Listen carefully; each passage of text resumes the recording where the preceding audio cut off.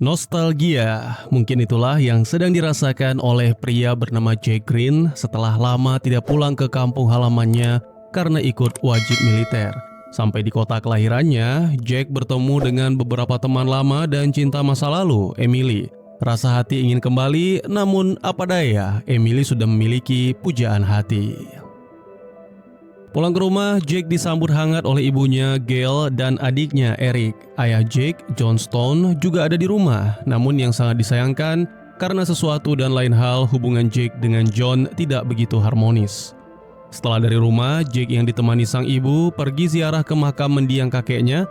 Sebagai informasi, saat ini Jake mengharapkan warisan dari mendiang kakeknya segera cair karena ia membutuhkan sejumlah dana untuk modal usaha.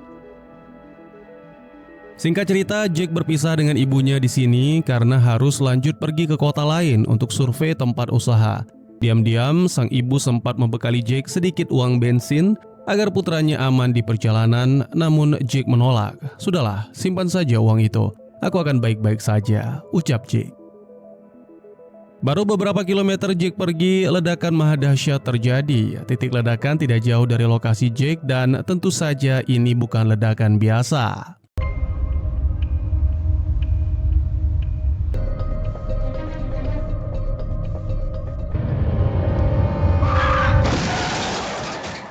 Warga kota panik mengetahui ada ledakan dahsyat. Instansi pemerintahan setempat coba mencari tahu apa sebab ledakan ini terjadi.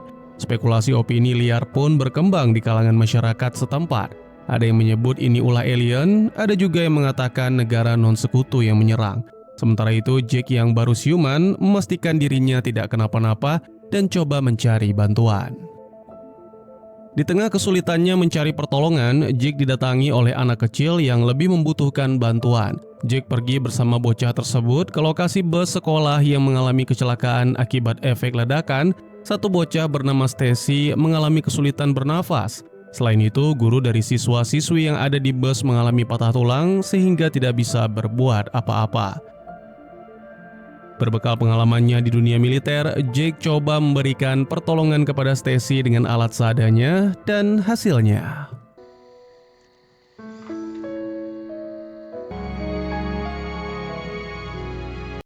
Sementara itu, kabar tentang bus sekolah yang belum kembali ke kota menjadi fokus instansi keamanan setempat. Tim evakuasi pun dikirim untuk mencari bus tersebut.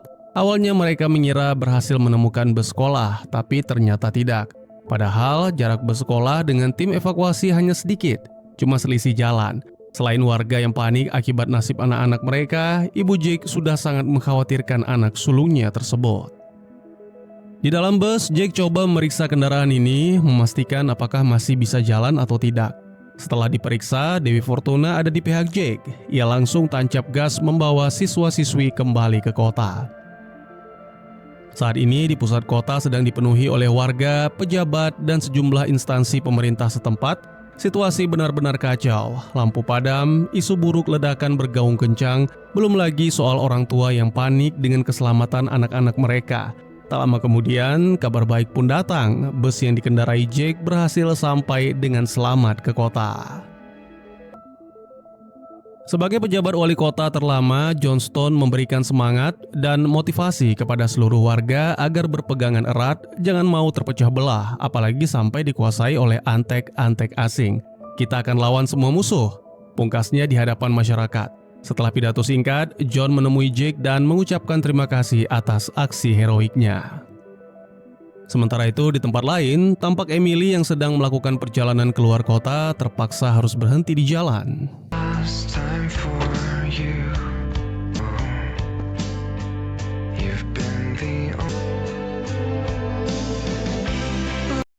Sebagaimana yang kita ketahui bersama, baru saja terjadi ledakan dahsyat. Tentu saja ledakan tersebut meninggalkan debu racun yang berbahaya.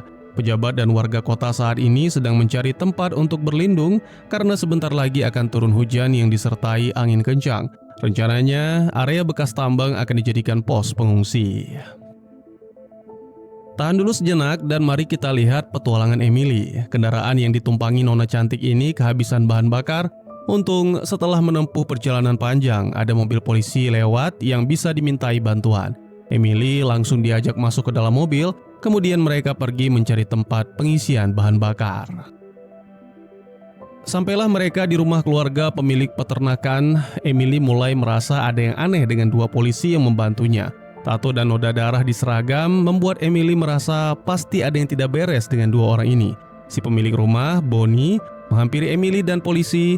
Polisi meminta sedikit stok bahan bakar kepada Bonnie untuk kendaraan Emily yang mogok di tepi jalan. Tidak masalah, kalian boleh mengambil sedikit bahan bakar. Tapi aku tidak tahu di mana kakak aku menyimpan pompanya, terang Bonnie. Sedikit informasi, Bonnie adalah seorang tunawicara, jadi selama ini dia hanya membaca gerak bibir lawan bicaranya. Berhubung mereka harus menunggu kakak Bonnie pulang, Emily dan dua petugas dipersilahkan istirahat di sini sambil menikmati secangkir kopi dan makanan ringan. Setelah dilakukan sosialisasi tentang bahaya radiasi pasca ledakan nuklir, semua warga setuju untuk mengungsi. Mereka menyiapkan bekal makanan, kemudian langsung dibawa oleh Jake menuju area bekas tambang. Sampai di lokasi tambang, Jake menyiapkan area tersebut untuk menampung warga. Kembali ke Emily, wanita cantik ini melihat ada pistol milik kakak Bonnie yang dijadikan pajangan di rumah. Dia pun mulai mengatur siasat dengan cara sengaja menumpahkan kopi ke lengan salah satu petugas. Begitu petugas tersebut pergi mencuci tangannya, Emily cepat-cepat mengambil pistol tersebut beserta pelurunya. Setelah itu, Emily pura-pura ingin buang air kecil, lalu dia keluar lewat jendela menuju ke mobil petugas. Di dalam mobil ada radio komunikasi. Emily menggunakan piranti tersebut untuk meminta pertolongan. Pas dan kebetulan radio tersebut tersambung ke radio milik Jake yang sedang ada di tambang. Tanpa pikir panjang, Jake langsung bergerak ke tempat Emily. Tapi sebelum itu, tak lupa Jake menyelesaikan tugasnya terlebih dahulu.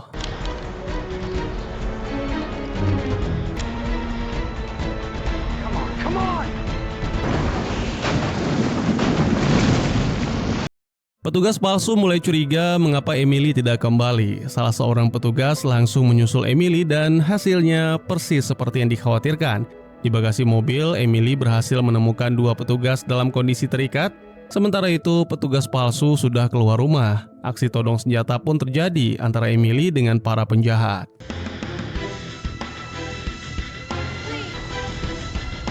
Please let her go.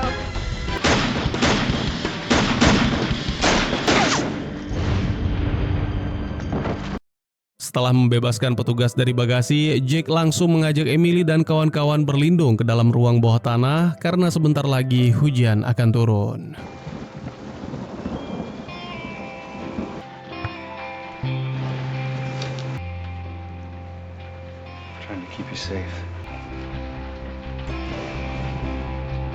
Ventilasi di area tambang belum 100% baik. Saat ini sejumlah pengungsi mengalami kesulitan bernafas karena kekurangan oksigen. Sementara itu di luar bunker terdengar suara.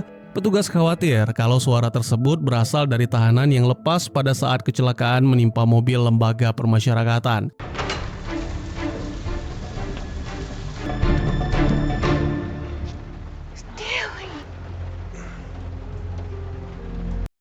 Sosok tersebut masuk dan ternyata dia adalah Stanley, kakak kandung Bonnie. Jake melarang Bonnie mendekati kakaknya karena khawatir Stanley sudah terpapar radioaktif. Jake coba melakukan kontak dengan temannya yang merupakan seorang dokter. Jika dalam beberapa waktu ke depan Stanley muntah, jangan dekati dia karena sudah pasti terpapar zat radioaktif, kata teman Jake. Ayah dan ibu Jake saat ini bersembunyi di kantor wali kota. Begitu hujan reda, mereka semua keluar untuk memastikan kalau zat radioaktif sudah hilang. Sementara itu, Jake langsung mendatangi area tambang. Sejumlah warga terjebak di dalam. Tujuannya ke sini ingin membebaskan mereka. Isu besar saat ini di tengah masyarakat yaitu mencari tempat persembunyian baru. Selain itu, ada satu pengungsi di tambang meninggal dunia. Dia bernama Scott Rennie. Bahkan ada orang yang menyalahkan Jake atas insiden kematian tersebut. Meski demikian, ada pula yang merasa bersalah karena tidak segera menghubungi dokter pada saat Rennie sekarat. Jake bersama warga coba mendengarkan sekaligus berkomunikasi dengan pilot yang sedang mengudara. Sepertinya kali ini semua warga diangkut menggunakan pesawat ke kota lain yang jauh lebih aman.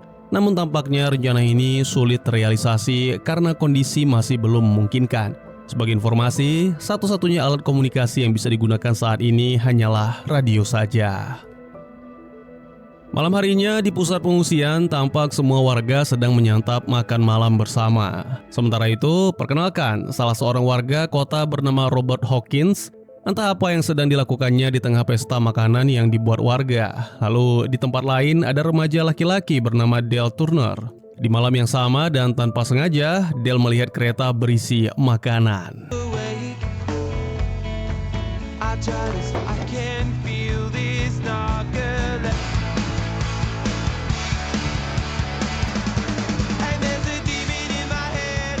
Empat hari pasca ledakan, semua orang berkumpul di bar melihat berita yang ditayangkan di televisi. Kemudian Jake dan Heather pergi ke toko bekas apotek lalu menemukan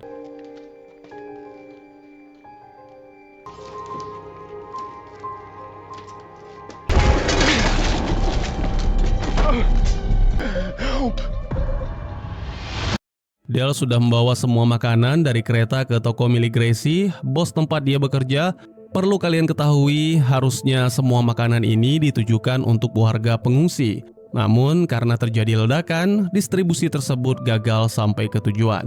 Dale dan Gracie akan merahasiakan semua ini rapat-rapat. Pria yang ditemukan di apotek langsung dibawa ke rumah sakit. Polisi juga mendatangi TKP untuk menyelidiki apa yang terjadi. Menurut hasil pemeriksaan, luka yang dialami oleh si pria adalah luka bakar. Kemudian pria ini tidak diketahui asal-usulnya. Yang pasti dia bukan berasal dari kota ini dan bisa jadi sedang mencari keluarganya yang tinggal di sini. Keesokan harinya, ibu Jake datang membesuk pria yang ditemukan di apotek kemarin. Perlu diketahui, saat ini semua orang penasaran tentang apa yang menimpa pria ini. Isu negara sekutu menyerang Amerika santer terdengar ketika ibu Jake baru saja sampai di ruang medis dan meletakkan pinggulnya di atas kursi. Hal aneh pun terjadi.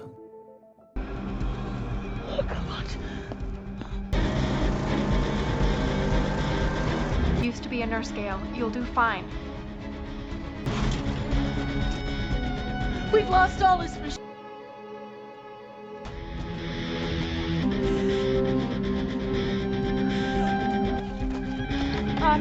Guys, we have a problem.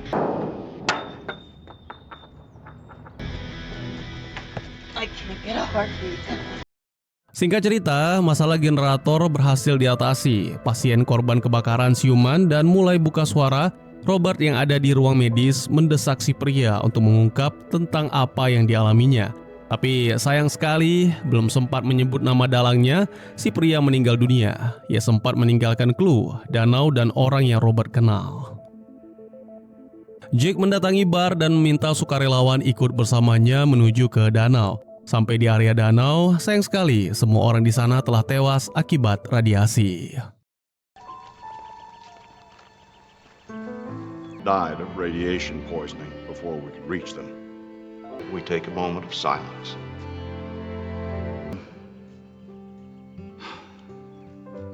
Keesokan harinya, di saat Jake dan Eric sedang berada di bar, hal aneh pun terjadi.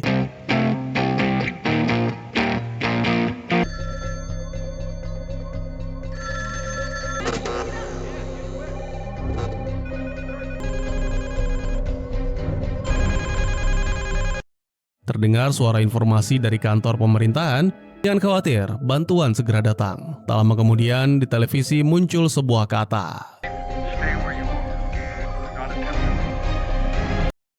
Keesokan harinya juga terjadi insiden aneh di area perpustakaan. Kabel listrik tiba-tiba putus dan memakan korban.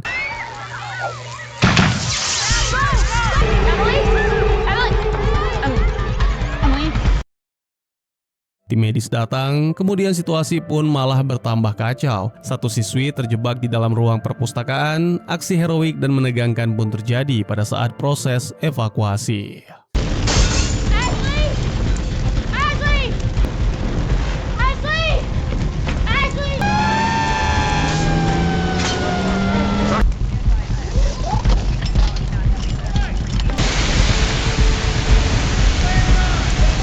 Hey, Ashley.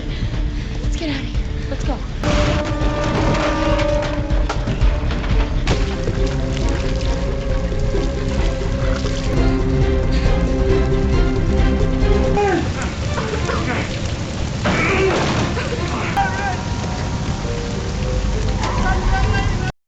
Sementara itu, Jake dan Robert juga tengah disibukkan dengan aksi menjinakkan si jago merah. Ya, kebakaran tidak hanya terjadi di gedung perpustakaan, tapi juga di rumah. Awalnya Jake mengira Robert meninggalkannya, namun ternyata tidak. Kemudian mereka berdua lanjut memadamkan api. Baru saja warga merasa lega karena situasi mulai kondusif, kejadian aneh pun kembali terjadi.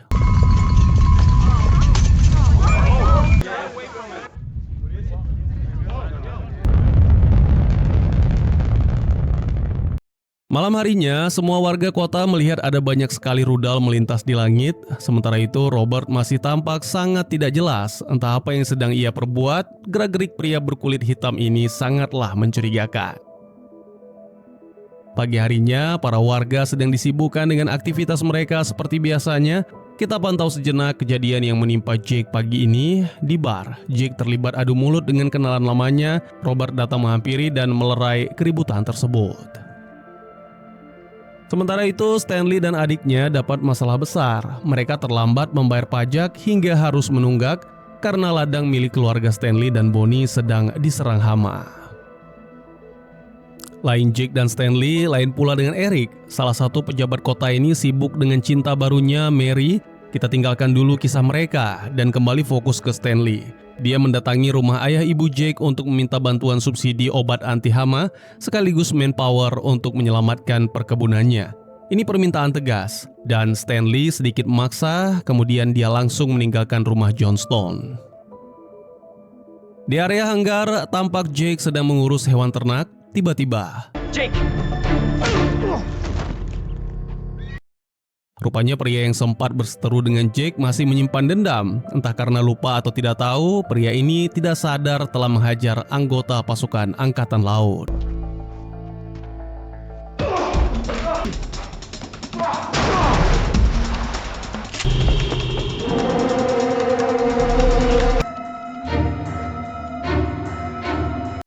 Karena penasaran, Putri Robert masuk ke ruangan rahasia milik sang ayah. Di sini banyak sekali benda-benda yang mencurigakan.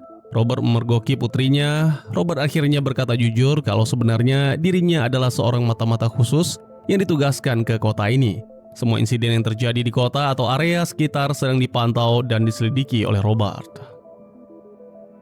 Stanley sedang dirundung rasa kesal. Ternyata ada pencuri yang mengambil pestisida di gudang perkebunannya. Sheriff sempat memeriksa lokasi perkebunan Stanley untuk memastikan apa yang terjadi dan hasilnya pun nihil. Stanley emosi dan berniat membakar semua tanaman jagung di ladangnya. Di tempat lain, Eric mengajak Dale bekerja sama untuk menangkap Michelle. Hasilnya, Mitchell! Now put your gun down! Now put your hands up!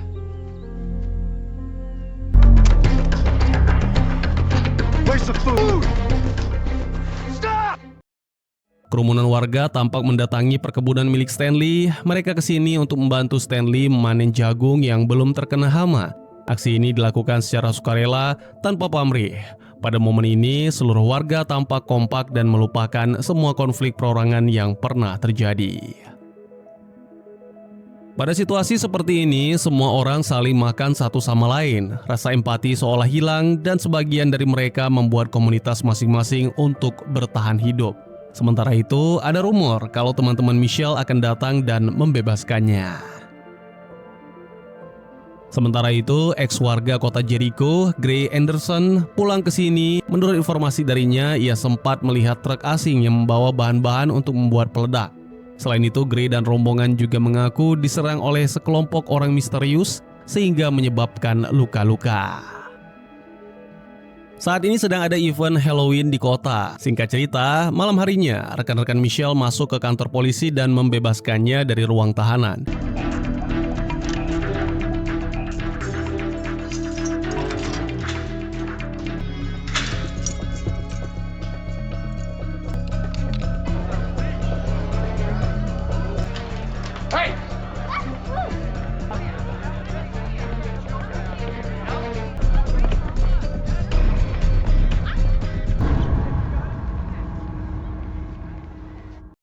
Jake mencegah Michelle ditembak karena saat ini warga kota sangat membutuhkan jasanya.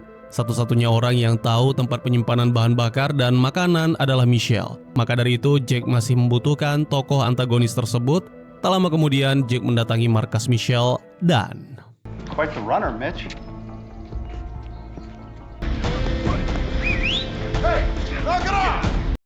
Jake coba bernegosiasi dengan bos Mitch, Jonah. Sebagai informasi, Jonah merupakan ayah Emily. Profesi Jonah adalah pencuri sekaligus penyelundup. Patut diduga, rombongan Gray Anderson diserang oleh komplotan Jonah dan kawan-kawan. Tujuan utama Jake menemui Jonah untuk meminta bantuannya soal logistik, bahan bakar, dan makanan untuk warga. Sayangnya negosiasi ini tidak berjalan baik. Pulang ke rumah, nasib malang menimpa keluarga Green. Johnstone yang sempat mengalami sakit demam, saat ini kondisinya semakin parah. Bahkan nafasnya sampai terhenti. Solusi satu-satunya, Jake dan Eric berangkat ke kota untuk mencari obat. Someone who understands. You came. Jake dan Eric sampai ke kota tetangga. Di sini terlihat sangat sepi, seperti kota hantu dalam cerita legenda. Tiba di rumah sakit, Eric dan Jake sepakat ambil obat dan segera pergi dari sini. Tiba-tiba terdengar suara tembakan. What the hell? Where's that coming from?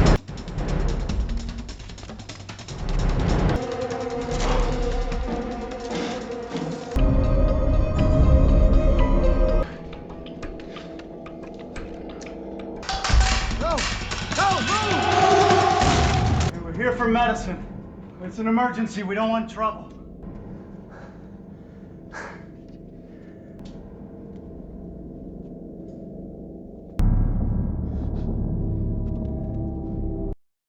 Randy, begitulah nama si penembak ini. Jake menjelaskan tujuannya datang ke rumah sakit dan sekaligus menegaskan bahwa dirinya bukan ancaman.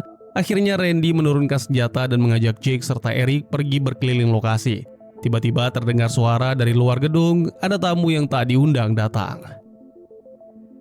Jake dan kawan-kawan mulai atur skenario. Eric disuruh berpura-pura jadi dokter dan menyerahkan diri ke penjahat. Sekedar informasi, tamu tak diundang ini datang karena membutuhkan obat dan tindakan medis. Singkat cerita, Eric berlagak cari obat untuk anggota penjahat, lalu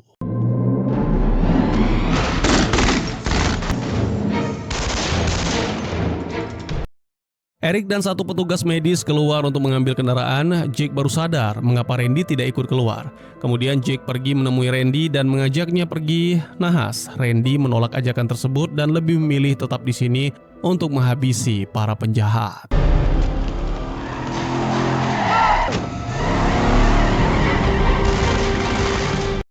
Sampai di rumah, Jake, Eric, dan petugas medis langsung masuk ke kamar Johnstone. Obat diserahkan kepada dokter kota lalu dialirkan ke dalam cairan infus. "Ayah, tenang saja, kau pasti sembuh," kata Jake. Setelah tindakan medis dilakukan, semua orang pergi beristirahat, termasuk Jake dan Eric yang akan segera menyusul. Tapi sebelum itu, Eric teringat sesuatu. "Di mana jaketku?" tanya pria berjanggut ini. Awalnya kakak adik tersebut tidak menghiraukan soal jaket, namun sepertinya adegan berikut ini membuat kita semua ikut waspada.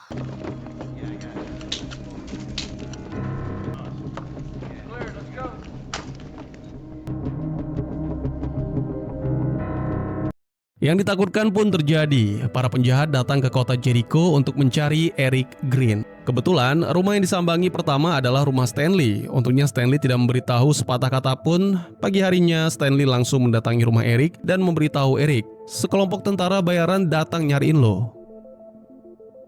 Setelah itu, Jake langsung pergi menemui Robert untuk memberitahu masalah ini. Walhasil, Robert dan kawan-kawan sepakat menerjunkan sejumlah warga untuk menjaga ketat area perbatasan akses keluar masuk ke kota Jericho.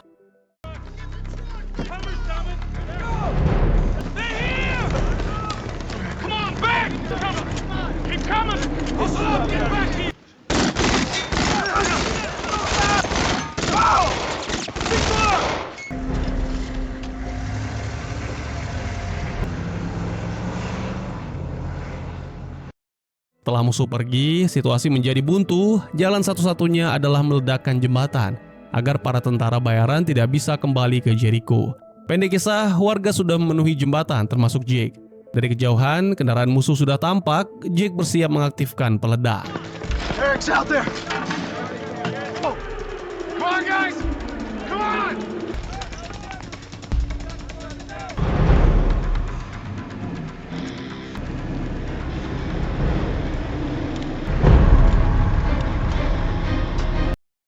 Tentara bayaran mengatakan tujuan utamanya ke tempat ini, selain karena Eric, mereka ingin mengambil beberapa stok logistik yang ada di Camp Jericho. Beruntung dua kubu dianggap sama-sama kuat, tentara bayaran mengalah. Mereka lebih mengutamakan keselamatan dibandingkan ketamakan. Coba saja lihat, tubuh komandan tentara bayaran sudah dibidik, begitupun dengan Jake. Ditambah lagi, Jake juga memegang detonator peledak yang siap menghancurkan jembatan.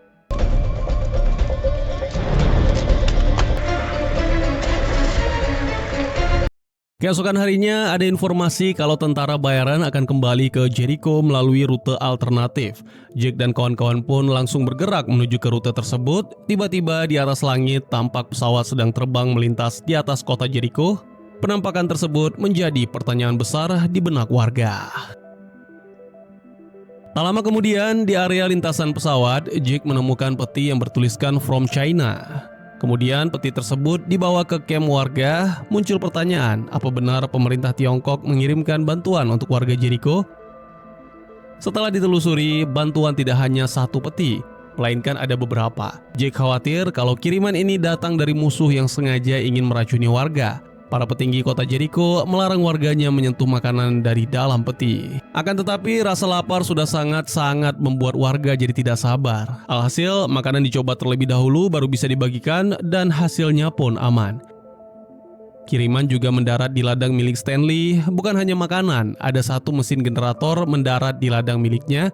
Tak lama kemudian pasukan pencuri datang untuk mengambil paket kiriman tersebut.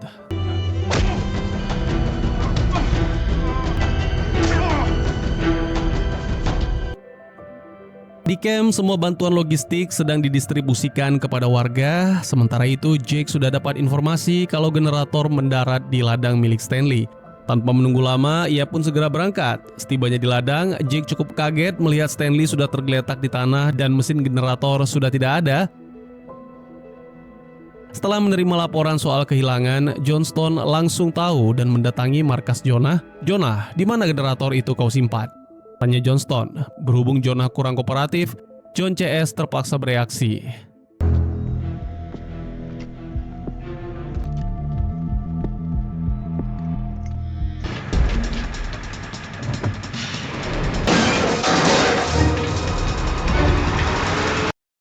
Malam harinya, generator sudah ada di camp dan diperbaiki. Hasilnya pun sesuai harapan. Sekarang, camp pengungsi terang benderang dan suasana berubah harmonis. Yang sangat disayangkan, suasana indah ini harus ternodai dengan insiden tersebut.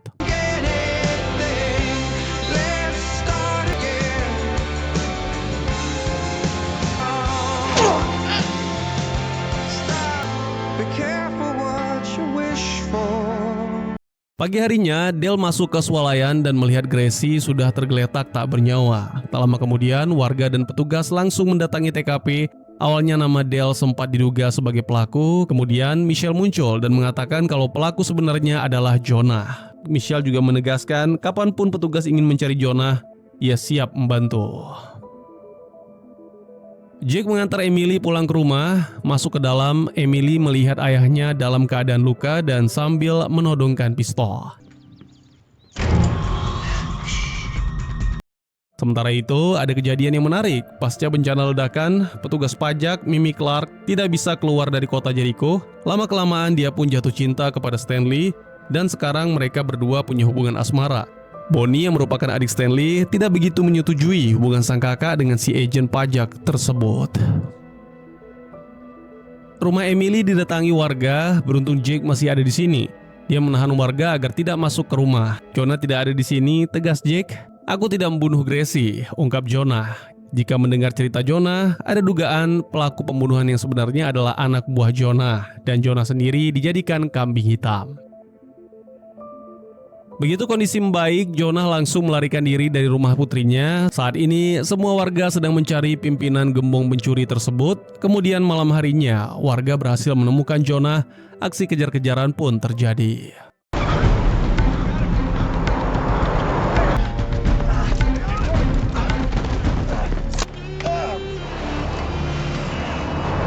Sampai di balai kota, seluruh warga bersorak atas keberhasilan Gray Anderson menangkap Jonah. Keesokan paginya, bertepatan dengan berakhirnya masa jabatan John sebagai wali kota, Gray pun resmi diangkat untuk mengisi jabatan tersebut. Janji manisnya sontak membuat warga jadi simpatik. Sementara Jonah mendekam dalam tahanan, Michelle pergi menemui Dale. Penjahat kota ini mulai mengintimidasi, mengancam jangan sampai Dale buka suara tentang perjanjian yang mereka buat. Jika itu dilanggar, maka Dale akan tewas seperti Gracie. Sebagai informasi, Mitch melakukan pemerasan dengan cara bagi hasil atas penjualan barang-barang di supermarket peninggalan mendiang Gracie. Gray mendatangi ruang tahanan dan berencana akan memindahkan Jonah dan Jericho. Kemudian Jake datang dan coba melindungi Jonah sebelum ditemukan bukti jelas terkait kasus pembunuhan yang terjadi. Malam harinya, sejumlah warga berkumpul di bar. Tampak Jake dan Emily berada di lokasi yang sama. Mengutip sedikit percakapan mereka, dua insan ini sepertinya akan kembali menjalin hubungan asmara. Tak lama kemudian, kota Jericho kedatangan sejumlah pengungsi baru dari luar kota. Salah satu orang dari rombongan pengungsi merupakan tunangan Emily yang hilang saat bencana. Itu artinya harapan Jake pupus untuk kembali bersama Emily. Di tempat lain, tampak Dale mendatangi Michelle, kemudian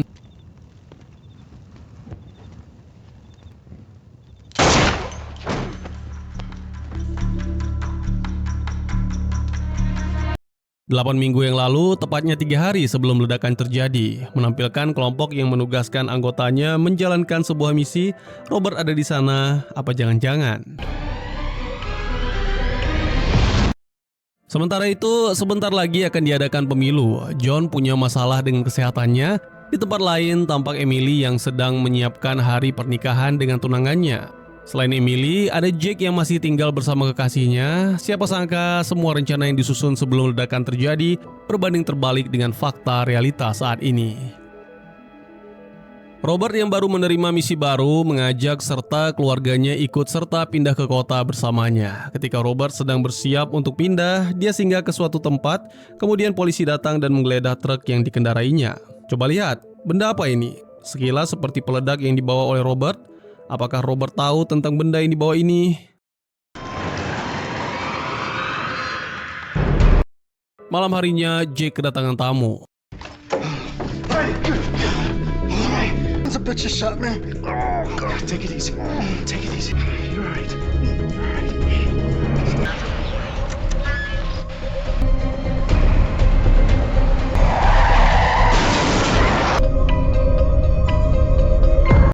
Kembali ke masa sekarang, 8 minggu setelah ledakan, Emily menghampiri tunangannya. Semua pengungsi dibawa ke bar dan dirawat di sana untuk sementara waktu. Para pengungsi dikumpulkan dan briefing, mereka semua harus diberi tugas untuk keperluan kota Jericho. Sementara itu, Jake dan salah seorang petugas mendatangi rumah warga, lalu kemudian ke balai kota. Dalam rangka persiapan menghadapi musim dingin, pemerintah Jericho membutuhkan orang untuk membeli sejumlah keperluan di pekan raya Blackjack. Seperti biasa, Jake yang akan pergi ke sana. Jake datang ke pekan raja Blackjack. Yang mencuri perhatian, peraturan di sini sangat ketat. Contohnya seperti mencuri di Blackjack, sudah pasti pencuri akan dihukum mati. Seorang penjual bersikap kurang sopan kepada teman Jake. Tanpa ragu, pria yang merupakan mantan anggota militer ini langsung bertindak. Untung saja ada yang melerai aksi ini. Gail mendatangi bar dan berbicara kepada Mary soal hubungan pelayan ini dengan putranya, Eric. Sepertinya Gail tidak begitu suka dengan Mary. Sementara itu, mantan tunangan Emily membuat sebuah pengakuan yang sangat gila. Selama dirinya berada di luar kota Jericho, ia pernah melihat sebuah cahaya di langit berbentuk bulat dan cincin. Ketika Roger mencoba memperhatikan lebih jelas, mendadak dia pingsan. Kemudian pas sadar, dia sudah berada di kamp pengungsi. Jake dan bos di Blackjack membuat sebuah kesepakatan bisnis. Tanpa sengaja, Dale yang juga ikut bersama rombongan melihat ada sebuah ruangan yang terkesan janggal. Setelah itu, Dale mengambil benda yang sedang ia dan rombongan cari. Kemudian mereka segera meninggalkan ruangan. Tapi sayang, aksi pencurian ini berhasil diketahui. Dale dibawa petugas dan akan dihukum.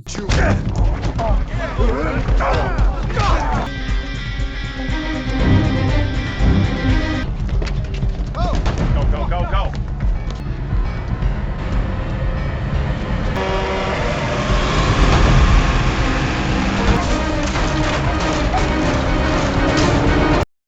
Malam harinya, Jack menemui orang desa untuk menyerahkan sebuah benda yang bisa menghidupkan kembali kincir air dan listrik yang ada di sana.